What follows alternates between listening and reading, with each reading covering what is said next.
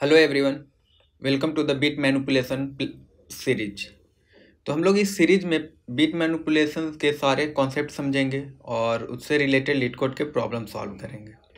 तो आइए हम लोग देखते हैं कुछ कॉन्सेप्ट बीट मैनिपुलेशन से रिलेटेड। तो पहला हम लोग देख लेते हैं जो है बिटवाइज एंड। तो ये बिटवाइज एंड क्या होता है? ये बिटवाइज ऑपरेटर है। इसमें हम लोग क्या करते हैं कि कोई भी दो ऑपरेंड्स लेंगे और उसमें अगर दोनों वन हुए तभी हम लोग का रिजल्ट वन आएगा, एल्स सारे कंडीशन में रिजल्ट जीरो आएगा। जैसे कि यहाँ पे ए बी है, ये 0 0 0 1 1 0 1 1। तो ये है हमारा ए एंड बी। तो इस कंडीशन में अगर हम लोग का दोनों ऑपरेंड्स वन है तभी वन आएगा, एल्स सारे कंडीशन में हमारा जीरो आएगा। ये हो गया हमारा बिटवाइज एंड। सेकेंड है हमारा बिटवाइज और।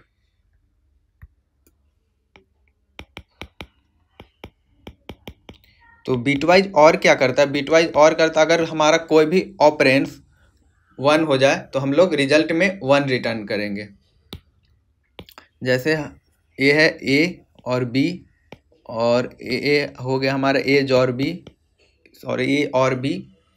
तो अगर हमारा जैसे 0 0 0 1 1 0 1 1, तो इसमें है अगर हमारा कोई भी ऑपरेंड्स वन है तो इसमें हम लोग का रिजल्ट वन आएगा। जैसे पहले वाले इस केस में कोई वन नहीं है तो इसमें जीरो आएगा, बाकी सब में एटलीस्ट वन प्रेजेंट है एक बार।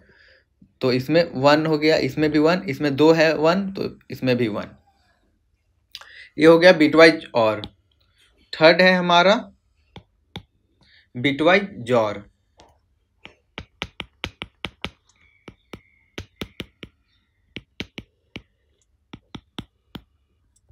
इसको हम लोग ऐसे रिप्रेजेंट करते हैं। तो बिटवाइज जॉर में क्या करते हैं? अगर हमारा दोनों ऑपरेंड्स आपस में डिफरेंट है तो हम लोग वन का रिजल्ट वन आएगा, अगर दोनों ऑपरेंड्स सेम है तो उसका रिजल्ट जीरो आएगा। जैसे है हमारा A B, A XOR B हो गया। जैसे यहाँ पे 0 0 0 1 1 0 1 1। तो 0 0 सेम ही है दोनों ऑपरेंड्स तो इसका रिजल्ट जीरो आएगा। यहाँ पे देखिए एक जीरो है एक वन है तो यहाँ पे वन आएगा, यहाँ पे भी एक वन है एक जीरो है तो यहाँ पे भी वन आएगा, यहाँ दोनों वन है तो यहाँ पे जीरो आएगा। ये हो गया हमारा बिटवाइज जॉर। अब हम लोग देखेंगे लेफ्ट शिफ्ट। लेफ्ट शिफ्ट क्या होता है?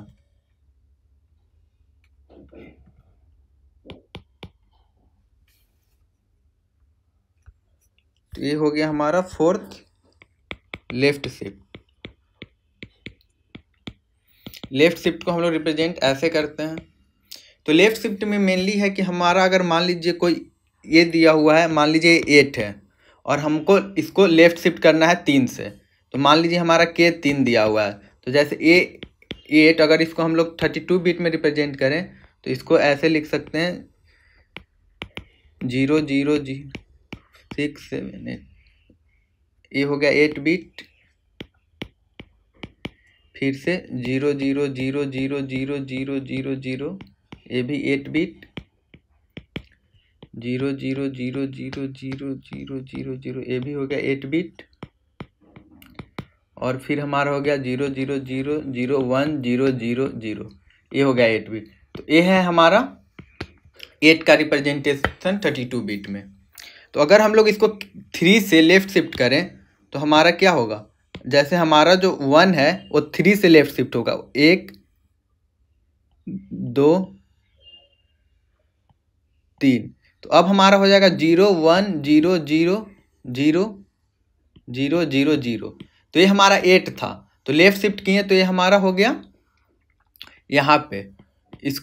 इसका वैल्यू निकालने के लिए हम लोग क्या करेंगे? हम लोग मेनली लेफ्ट शिफ्ट का मतलब होता है कि जैसे ए जो दिया हुआ है ए को मल्टीप्लाई कर दो जितना के 2 पावर के का वैल्यू है। तो ए है हमारा 8 इंटू 2 पावर के हमारा 3 दिया हुआ है, तो ये हो गया 64। तो ये रिप्रेजेंटेशन हो गया 64 का। ठीक है, तो अगर इसको हम लोग सिंपल सेंटेंस में समझे तो left shift multiply the number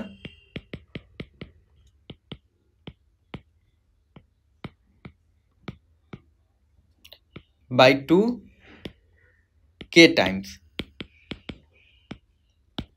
जैसे हमारा ए दिया हुआ था 8 और k 3, तो हम लोग अगर लेफ्ट शिफ्ट करना है तो ए को हम लोग कर देंगे ए बराबर 8 इंटू 2 पावर k, तो ये हो गया 8 इंटू 2 पावर 3, तो ये हो गया 64। ठीक है, तो लेफ्ट शिफ्ट समझ आ गया। अब हमारा फिफ्थ है right shift.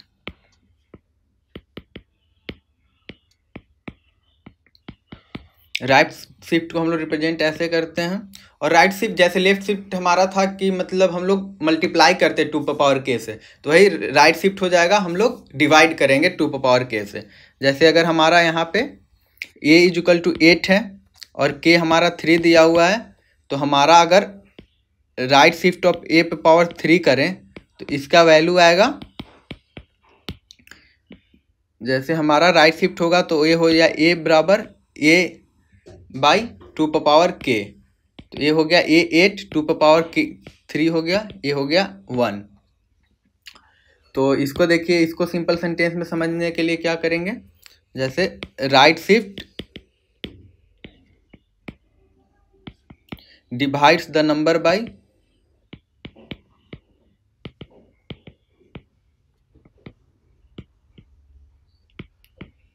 2 k times, where k is the number of right shift।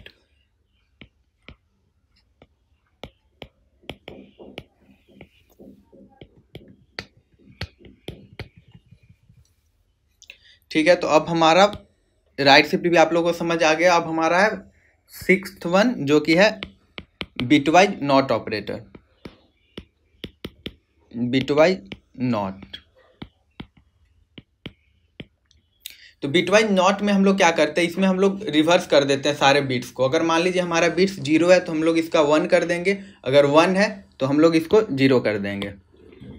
जैसे मान लीजिए हमारा कोई इंटीजर है a और इसका वैल्यू है 5, तो इसको अगर हम लोग का बिटवाइज नॉट करना होगा तो हम लोग एक चीज़ देखें, जैसे ये बाय डिफ़ॉल्ट ये है साइंड इंटीजर, जो डिफ़ॉल्ट हम लोग ले लेते हैं साइंड इंटीजर है, और साइन इंटीजर 2 कॉम्प्लीमेंट फॉर्म में स्टोर होता है, तो आप लोग जानते ही होंगे। तो जैसे इसका साइन इंटीजर का रेंज हो जाता है -2 power n -1 to 2 power n -1 -1, तो ये साइन इंटीजर का रेंज है। ठीक है, क्योंकि बाय डिफ़ॉल्ट साइन बिट जो होता है वो 32 बिट का होता है, इसलिए इसका रेंज इतना हो गया, ये 32 बिट का है रेंज। ठीक है, तो अगर हम लोग ए को 32 बिट में रिप्रेजेंट करेंगे तो इसका रिप्रेजेंटेशन कैसे होगा, ए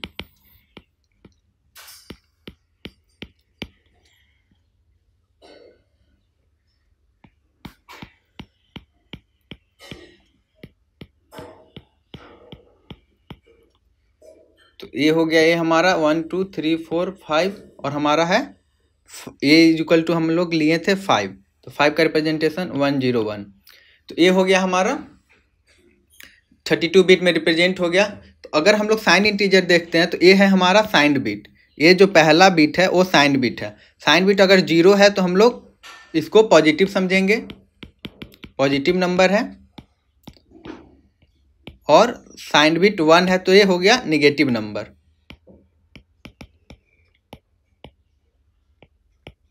ठीक है, तो इसको हम लोग बिटवाइज नॉट कैसे करेंगे, तो बिटवाइज नॉट करने पे हमारा क्या होगा, ये जितना 1 है वो 0 हो जाएगा, और जो 0 है वो 1 हो जाएगा। जैसे यहाँ पे 1 था तो ये 0 हो गया, फिर 0 था तो 1 हो गया, ये 1 हो गया 0, बाकी सारे 1 हो जाएंगे क्योंकि सारे 0 हैं।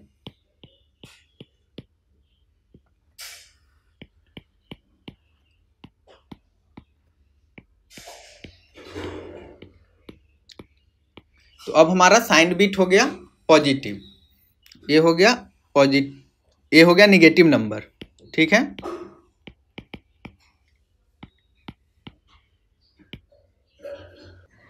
तो हमारा बिटवाइज नॉट ऑफ ए आ गया यहाँ पे, बट इसका मोस्ट सिग्निफिकेंट बिट जो है वो हमारा आया है 1, मतलब ये निगेटिव नंबर को रिप्रेजेंट कर रहा है। तो इसके लिए हम लोग इसका टूज कॉम्प्लीमेंट फाइंड करेंगे। तो टूज कॉम्प्लीमेंट फाइंड कैसे करते हैं? टूज कॉम्प्लीमेंट फाइंड करने का एक शॉर्ट ट्रिक है कि राइट साइड से ट्रेवर्स करेंगे और जैसे ही हमारा पहला बिट जो 1 मिलेगा उसके बाद का सारे बिट को हम लोग रिवर्स कर देंगे। तो जैसे यहाँ पे हो गया 0 है तो 0, फिर 1 मिल गया हमारा, उसके बाद का सारा जो ए बिट है इसको हम लोग रिवर्स कर देंगे। तो 1 आएगा, फिर 0 0 0 0 0, ये सारे 0 आ जाएंगे अब हमारे, क्योंकि सारे 1 है तो ये सारे 0 ही हो जाएंगे। तो इसका वैल्यू हम लोग का क्या आ गया? इसका वैल्यू आ गया 1 1 0 है तो हमारा 6 आ गया, लेकिन हमारा नंबर नेगेटिव था, ठीक है। तो हम लोग इसको सिंस इट इज निगेटिव तो हम लोग इसको कर देंगे बिटवाइज ऑफ नॉट बराबर इज इक्वल टू -6। तो ये हमारा आ गया। अगर हम लोग का इंट ए बराबर 5 है और ये है साइंड, ठीक है, तो हमारा बिटवाइज नॉट ऑफ ए आ जाएगा -6। कैसे आ गया ये आप समझ चुके हैं। वहीं अगर अनसाइंड हुआ तो अनसाइंड में हम लोग क्या करते हैं, मान लीजिए अनसाइंड हुआ तो अनसाइंड का रेंज कितना हो जाता है? इसका रेंज हो जाता है 0 to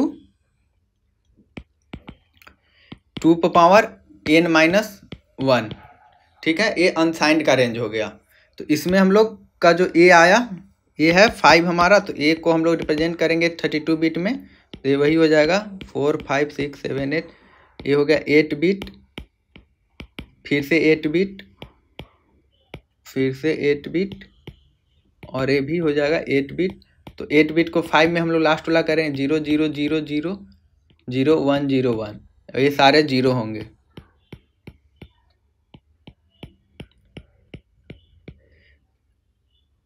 तो इसका अगर हम लोग बिटवाइज ऑफ नॉट निकाले तो इसमें क्या हो जाएगा, जैसे ए हो गया हमारा 1 0 1 का 0 1 0, और बाकी सारे हो जाएंगे 1,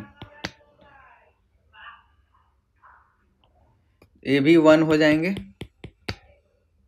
ये भी सारे 1 हो जाएंगे, ये भी सारे 1 हो जाएंगे।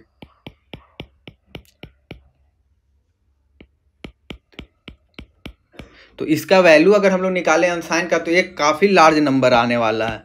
जैसे अगर हम लोग इसका वैल्यू निकालें तो ये होगा 4294967290। तो हम लोग यहाँ पे एक चीज़ देखेंगे, जैसे हम लोग फाइंड किए, अगर अनसाइन है हमारा जो इंटीजर, उसका अगर हम लोग देखें बिटवाइज नॉट तो वो एक लार्ज नंबर आ चुका है, ठीक है। तो एक, क्योंकि नंबर तो हमारा A5 काफ़ी स्मॉल ही था, लेकिन उसका बिटवाइज नॉट काफ़ी लार्ज आया। लेकिन अगर वहीं हमारा पे इंटीजर अगर साइंड है तो इसका बिटवाइज नॉट आया है 6, तो ये मे भी निगेटिव हो सकता है, लेकिन ये उसी रेंज में होगा, मतलब स्मॉल नंबर का बिटवाइज नॉट स्मॉल ही होगा, ठीक है। तो थैंक यू, फिर मिलते हैं नेक्स्ट वीडियो में।